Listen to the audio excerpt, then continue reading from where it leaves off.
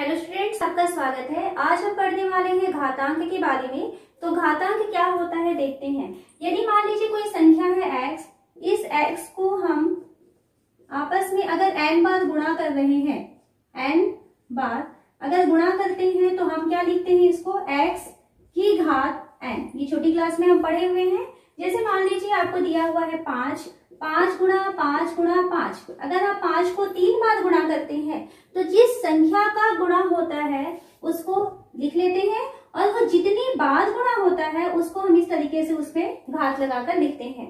यहाँ पर आपको क्या ध्यान रखना होता है, जो नीचे संख्या रहती है इसे हम कहते हैं आधार, और वो जितने बार गुणा हुआ है जिसको कि हम ऊपर इस तरीके से लिखते हैं ये कहलाती है घात।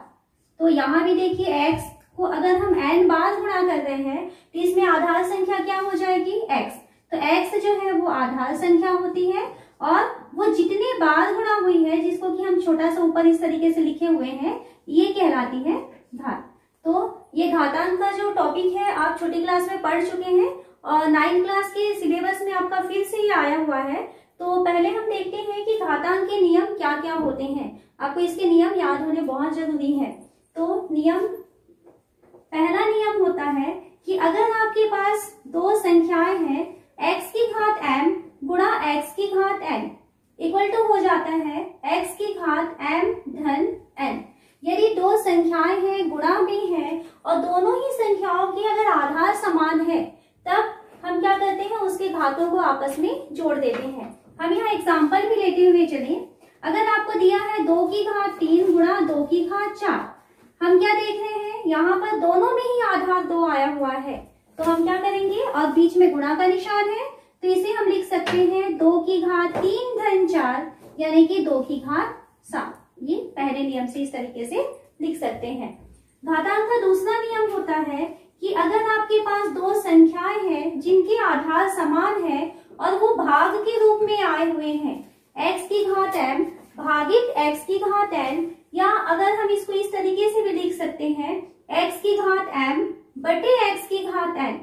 तो इस तरीके से अगर संख्याएं हैं और उनके आधार समान है तो क्या करना होता है, इसके घातों को हमें घटा देना होता है। x की घात m ऋण n।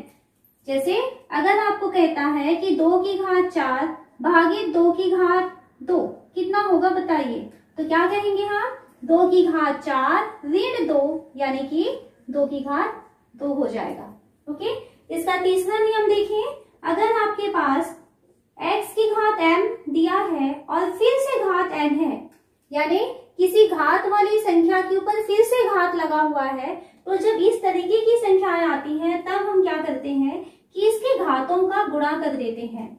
जो बार बार घात आती है, घात के ऊपर घात आई हुई है, तो क्या हो जाएगा, घातों का गुणा हो जाएगा। सपोज अगर मान लीजिए आपको कहता है 2 की घात 3 की घात 3 है, तो जब यहाँ देख रहे हैं घात है फिर से घात लगा हुआ है, तो क्या करेंगे, यहाँ पर 2 की घात 3 गुणा 3 हो जाएगा, यानी 3 तिया 9। तो ये हो जाता है 2 की घात 9। चौथा नियम हम देखें। अगर कोई संख्या है x की घात ऋण m, यानी अगर किसी संख्या में घात ऋणात्मक आया हुआ है तब हम इसको क्या कर सकते हैं कि इसको हम 1 बटे x की घात m लिख सकते हैं। यानी अगर किसी संख्या की घात ऋणात्मक है या उस घात के चिन्ह के बारे में बात करें, तो यदि अंश की संख्या को हम हर में ले जाएं या हर की संख्या को हम अंश में ले जाएं तो उस संख्या के घात का चिन्ह बदल जाता है। सपोज अगर आपको कहता है कि x की घात ऋण 15 है, तो आप इसे लिखेंगे 1 बटे x की घात 15। या अगर आपको देता है 1 बटे x की घात ऋण 2 है, तो क्योंकि घात में ऋण 2 नीचे आया है, हर में आया हुआ है, तो हम क्या लिख सकते हैं उसको, x की घात 2। यदि हम उसको अंश में ले जाएंगे, ऊपर की तरफ ले जाएंगे, तो इसके घात का चिन्ह बदल जाता है। तो क्या ध्यान रखना है कि किसी भी घात वाली संख्या में अगर ऋण निशान है या धन का निशान है तो अंश से हर में ले जाएं या हर से अंश में ले जाएं तो घात वाली संख्या में घात का जो चिन्ह होता है वो बदल जाता है। पांचवा नियम है x की घात 0 बराबर 1। कोई भी संख्या हो अगर उसके घात में 0 लगा हुआ है तब उसका मान आपको 1 लेना है, चाहे वो 1000 है, 10,000 है, 5000 है, जो भी संख्या हो, जितनी बड़ी से भी बड़ी संख्या होगी, अगर उसमें घात शून्य लग गया मतलब उसको 1 मान लेना है। छठवां नियम, अगर x की घात m है गुणा y की घात m है। अब यहाँ पर देखिए क्या हो रहा है, दोनों में आधार संख्याएं तो अलग अलग हैं, लेकिन दोनों की घात कैसे दिखाई दे रहे हैं, हमको समान दिखाई दे रहे हैं। तो जब आधार अलग है लेकिन घात यदि आपको समान दिखाई देता है, तो समान घात होने पर हम इसको लिख सकते हैं x गुणा y पूरे की घात m। दो संख्याएं आपस में गुणा है और दोनों के घात यदि समान है, तब हम उन संख्याओं को आपस में गुणा कर सकते हैं। और सातवां नियम इसी के ही जैसा होता है, अगर x की घात m है और भागित x की घात n, या जिसको बटे x की घात n कहते हैं, तो इसको हम लिख सकते हैं x बटे y पूरे, ये सॉरी यहाँ पे y की घात n हो जाएगा, x की घात m बटे y की घात m है। यानी यहाँ देखिए दोनों के आधार कैसे हैं, अलग अलग है, लेकिन दोनों की घात समान है, तो इसे हम लिख सकते हैं x बटे y पूरे की घात m। तो ये 7 नियम आपको याद रखने हैं घातांक के जब क्वेश्चन सॉल्व करेंगे, तो ये सारे नियम आपको याद होने चाहिए। हमें क्वेश्चन दिया है निम्नलिखित संख्याओं को घातांक के रूप में लिखिए। इसमें पहला क्वेश्चन हमें दिखाई दे रहा है 1/8। अब 1/8 को हमें घात के रूप में लिखना है, तो आपको क्या करना है, जब इस टाइप का क्वेश्चन रहेगा तो जो संख्या है उसका आपको गुणनखंड ज्ञात करना होता है। तो यहाँ 8 का हम गुणनखंड ज्ञात करते हैं, तो 8 यानी किससे भाग जाएगा, 2 से, 2 चौक 8, फिर 2 से भाग जाएगा 2 दूनी 4, फिर 2 से भाग जाएगा 2 एकम 2। तो हम 1/8 को लिख सकते हैं 1/2 गुणा 2 गुणा 2, इस तरीके से लिख सकते हैं। और इसको यदि हम घात के रूप में लिखना चाहें तो 1/, यहाँ देखिए 2 कितनी बार आया है, 3 बार, इसलिए हम इसे लिख सकते हैं 2 की घात 3। ओके, अब यहाँ पर 1/2 की घात 3 आया हुआ है, हम इसको अगर ऊपर ले जाना चाहते हैं तो हमने क्या नियम पढ़ा हुआ है कि अगर आप नीचे की संख्या ऊपर ले जाएं या ऊपर की संख्या नीचे ले जाएं, अंश को हर में या हर को अंश में बदलते हैं, तब उस संख्या के घात का चिन्ह बदल जाएगा। तो आप इसको लिखना चाहें तो लिख सकते हैं 2 की घात ऋण 3। अभी ये हर में है, अंश में ले जाएंगे तो इसे हम 2 की घात ऋण 3 के रूप में लिख सकेंगे। सेकेंड क्वेश्चन सॉल्व करें तो सेकेंड क्वेश्चन देखिए क्या दिख रहा है हमको, 1/243। तो सबसे पहले आप 243 को भाग दे करके गुणनखंड ज्ञात करेंगे। तो 243 किससे भाग जाएगा, ये 2 से तो भाग नहीं जाएगा क्योंकि विषम संख्या है। 3 से जा सकता है क्या, तो 4 2 6, 6 और 3 9, यानी 3 से भाग चला जाएगा, 3 8 24, 3 एकम 3, फिर 3 से जाएगा 3 दूनी 6, 3 सत्ते 21, फिर 3 से जाएगा 3 निया 27, 3 तिया 9, 3 एकम 3। तो जब हम इसको गुणनखंड कर रहे हैं तो ये क्या हो गया, 1/243 के बदले हम लिख सकते हैं 3 गुणा 3 गुणा 3 गुणा 3 गुणा 3, 5 बार 3 हमको मिल गया है। या इसको क्या लिखा जा सकता है, 1/3 की घात 5। अब नीचे 3 की घात 5 है, हर में है, उसे हम अंश में ले जाना चाहते हैं, तो इसे क्या लिख सकते हैं, 3 की घात ऋण 5। ओके, तीसरा क्वेश्चन देखते हैं। तीसरा क्वेश्चन हमें दिख रहा है 1/196। 196 का गुणनखंड करें, 196 क्योंकि सम संख्या है 2 से भाग चला जाएगा, 2 निया 18, 2 8 16, फिर 2 से भाग जाएगा, 2 चौक 8, 2 निया 18। अब ये विषम संख्या हो चुकी है तो ये 2 से तो भाग नहीं जाएगा, 3 से भी भाग नहीं जाएगा क्योंकि 9 और 4 13 है ना, विभाज्यता के नियम से हम जान सकते हैं ये 3 से भी भाग नहीं जाएगा। अब ये किससे भाग जा सकता है, ये 7 से भाग जाएगा, 7 सत्ते 49, फिर 7 एकम 7।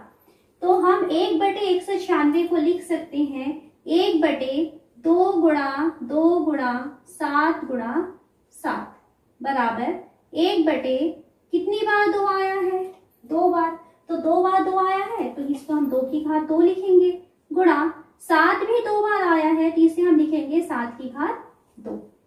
अब देखिए यहाँ पर आपको जो छठवां नियम पढ़े हुए थे अभी, x की घात m गुणा y की घात m, यहाँ पर दोनों की जो घात है वो समान है। तो जब दोनों की घात समान है और बीच में गुणा का निशान होता है तब हम क्या करेंगे, आधार को गुणा करेंगे और घात को वही रखेंगे। तो ये हो जाएगा 1/2 गुणा 7 पूरे की घात 2। ये 6वें नंबर के नियम से हो गया।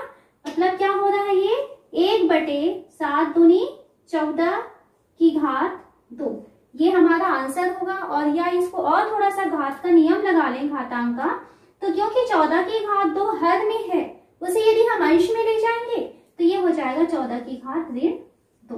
तो इस तरीके से हमें यदि कोई संख्याएं दी गई है, उन संख्याओं को घात के रूप में बदलना है, तो आप समझ चुके होंगे। सबसे पहले आपको संख्याओं का गुणनखंड करना है। गुणनखंड करने के बाद हम देखते हैं कि कोई संख्या बार बार रिपीट हुई है क्या, और जितनी बार रिपीट हुई होती है वो उसकी घात में चली जाती है।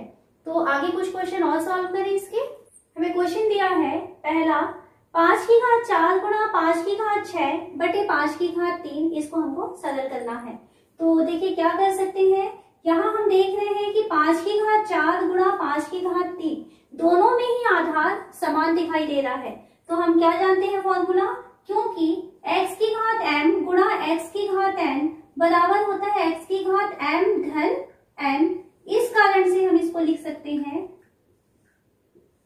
5 की घात 4 धन 6। ठीक, क्योंकि दोनों में आधार समान है तो एक ही आधार लिखेंगे और दोनों की घातों को हम आपस में जोड़ देंगे। और बटे में क्या दिखाई दे रहा है, बटे में हमें दिखाई दे रहा है 5 की घात 3 बराबर 5 की घात 4 धन 6 यानी 10 हो गया, बटे 5 की घात 3 हो गया। और फिर से हम एक नियम देख रहे हैं, दोनों में ही आधार समान है लेकिन दोनों के बीच भाग का निशान है।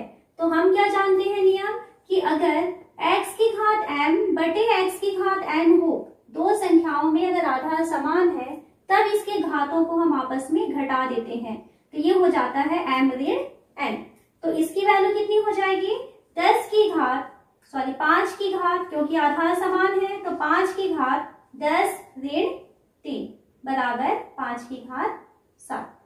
तो पहला क्वेश्चन को हम इस तरीके से सॉल्व करेंगे तो आंसर कितना आ रहा है, 5 की घात 7। सेकंड क्वेश्चन सॉल्व करें तो सेकंड क्वेश्चन में देखिए क्या दिया है, 2 की घात 2 की घात 3 गुणा 8 हमें दिखाई दे रहा है। तो 8 का पहले हम गुणनखंड कर लें। तो देखिए 8 का गुणनखंड कैसे होगा, 8 2 चौक 8, 2 दूनी 4, 2 एकम 2। तो कितने बार 2 आ रहा है, ये 3 बार। तो हम 8 को लिखना चाहें तो क्या लिख सकते हैं, 2 की घात 3 और उसकी घात कितनी है 7 बटे 4 दिखाई दे रहा है, 4 की घात 4 है। तो इसके भी आधार को हम गुणनखंड करें तो 4 यानी 2 दूनी 4, 2 एकम 2, 2 बार 2 आया है। तो इस 4 को हम लिख सकते हैं 2 की घात 2 और इसकी घात हो गई 4। तो क्या किए हैं, जितनी संख्याएं हैं उसका गुणनखंड हो सकता था तो उसका गुणनखंड किए हैं और उसको घात के रूप में चेंज किए हैं बराबर। अब देखिए यहाँ घात है, घात के ऊपर घात है, इसमें भी घात के ऊपर घात है, यहाँ पर भी घात के ऊपर घात है। तब हमारे पास नियम जानते हैं कि अगर x की घात m की घात n हो तब क्या होता है, x की घात m गुणा n। जब घात के ऊपर घात होता है तब घातों का गुणा हो जाता है।